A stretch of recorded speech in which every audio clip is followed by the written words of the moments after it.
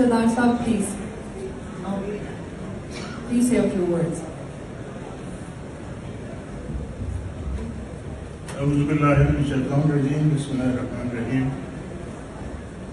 When Malahat sent me her first email informing me that IBA has selected me for this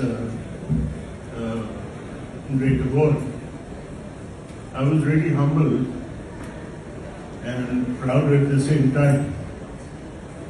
I thought I'd become some VIP.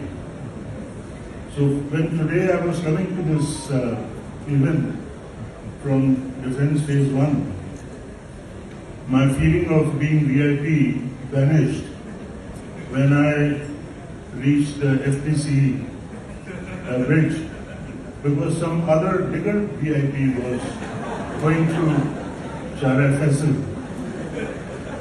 But then I thought to myself that these VIPs, for whom all the traffic is stopped, they come and go, but IBA's award will remain with me till my last breath.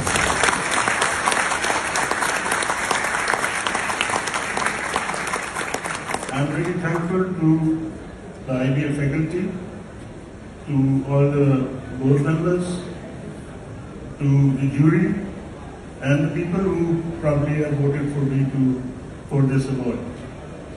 And I am really honored. And I dedicate this award to my parents, to my wife and family, and to all the teachers who have taught me while I was here at the IBA.